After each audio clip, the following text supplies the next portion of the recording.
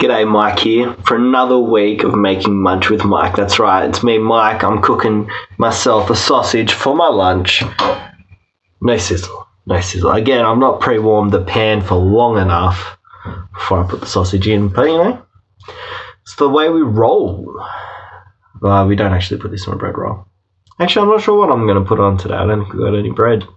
Didn't run the bread machine. One of the great memes of lockdown, the bread machine. Do you know, I got my bread machine on clearance at Kmart in like 2010, 2011, somewhere there.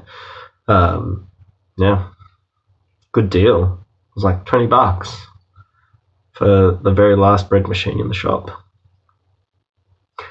My friend was like, yeah, well, you know how much I paid for my bread machine? Nothing. I got it for free from another friend. I'm like, yeah, it is that classic thing that people optimistically are like, yeah, I'm going to buy a bread machine. It's going to produce the same quality bread as Baker's Delight, and I'm going to use it all the time. But really, you got to put some work in to get good bread out of a bread machine. And if you always buy like the premix bread mix, then it's like $16 for 5 kilos. A loaf of bread is 400 grams of it. So you get, I don't know, 12-ish loaves of bread. Is that right? 10 times 4 would be 4 kilos. Then you got another kilo. So you get a bit more than 2 loaves of bread. But for $16. So it's a bit more than $1 a loaf of bread. And it's a 400 gram loaf of bread. Plus water. I don't know if that ends up meaning your total loaf is a bit bigger. But yeah. But if you get bread flour, $10 for 5 kilos. So you're still looking at whatever that is.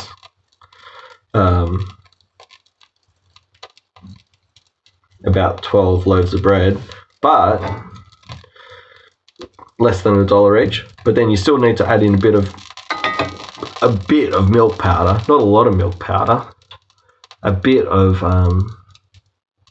like salt and oil and sugar, like other things, a bit of yeast. We always have yeast anyway. So all in all, if you buy bread flour rather than bread mix, reasonable choice.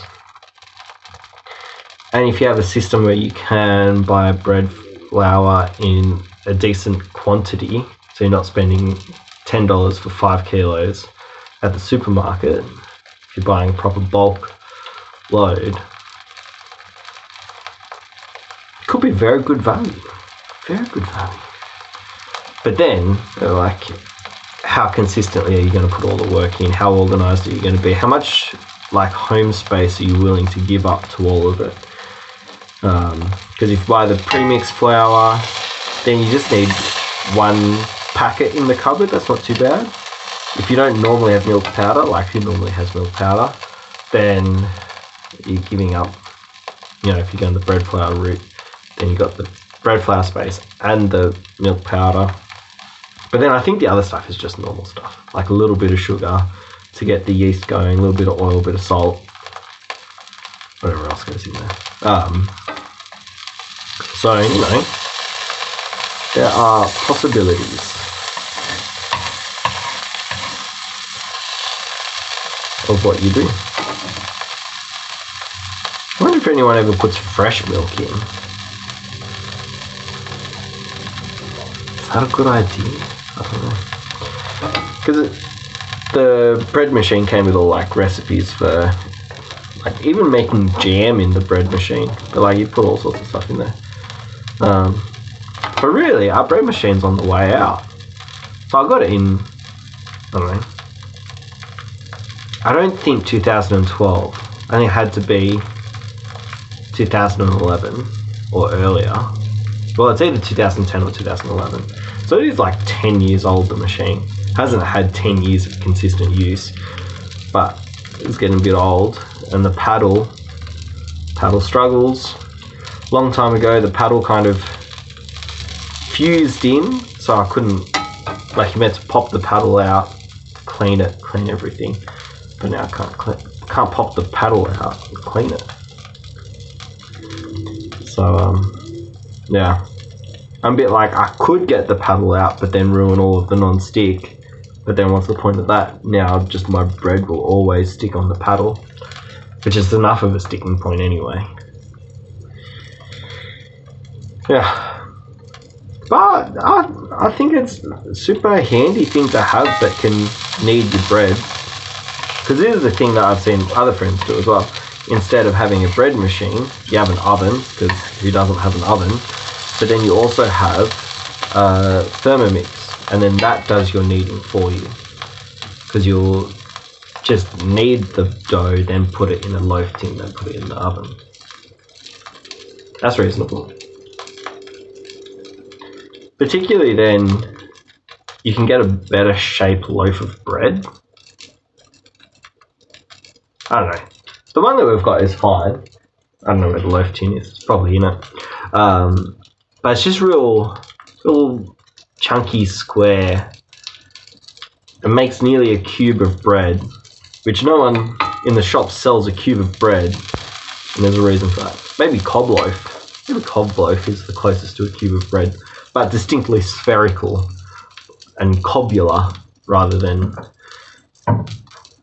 square.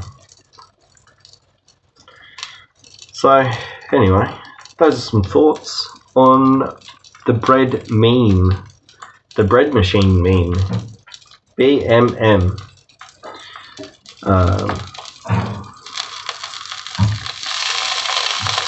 If meme was spelt with a W, BMW. Wow, that'd be art. By the way, on my Facebook page, just the other day, I posted Pocky and Chocky fanfic. It's the second fanfic I've ever written. Wow, 2 whole fanfics. Last time I wrote a fanfic, it was very funny because I was writing, so they're both out of D&D that I'm playing, but it was straight up my own character. So, was it a fanfic? Because I kind of am the person who writes that, but more the thing with D&D is that you're all together telling the story, not one person going off and writing it on their own. That's why I was like, it's fanfic. It's not really the original thing because we're not doing it together. I've gone off and just written this whole thing on my own. That I'm making up the enemies and making up everything. Anyway, so I've written another fanfic, but this time my main man, Edgar the Opulent, that's who I'm RPing as at the moment. What a guy. It's about 2 horses I've bought. I think I talked about this the other week. Anyway, so I've finished the fanfic. You can go and read it. Oh, got a blister on my sausage blister. But yeah, it's a good story. Is what it is, you know? And what's anyone going to do about that? I don't know what anyone could do about that. So, it's quite violent. Yeah. I was riffing off vague memories of this book that I read. Probably in 2010, 2011. Oh, who knew that would be the theme of today? And there's just a whole lot of torture in the whole story. I was like, oh, that's weird. Anyway,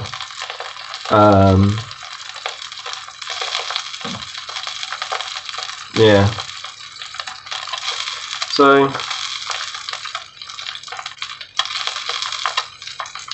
it's a fun time.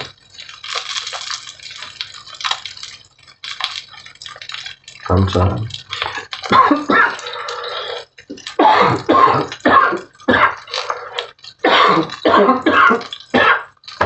Oh, hashtag COVID. What an appropriate end to the video. I'm feeling a little bit poorly. I don't know if it's just we did a bunch of cleaning on the weekend, kicked up a lot of dust, and I do not respond well to dust, or if it's just it's winter, so I've got a bit of a cold, or if it's COVID. I don't know. I went to the shops and bought groceries 2 times now. Actually, a couple more times because sometimes we've been a bit low, so we go to the corner store. The corner store for us is a full shop. Well, not entirely full shop. Maybe a quarter of the size of a normal supermarket. Maybe? I don't know how big it is. I don't know. Anyway. So, you know, I've been keeping my distance, but having to be in the community a couple of times in the last few weeks could have got me some COVID. Anyway, Rach had a test this morning because she has more symptoms than I do. I've only just started today, really.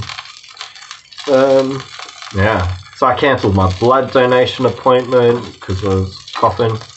But we'll see. We'll see if my cold blows over real quick. And we'll see what Rachel's results come back as. So we're not going out at all in the next couple of days. Yeah. Good times indeed. But yeah, anyway, it's been an extended outro. Have a lovely day. I hope you're enjoying your lockdown as much as I am. And I will see you tomorrow for another episode of Making Munch with Mike. I've been Mike, I've been making my munch, and you've been watching it. Have a great day.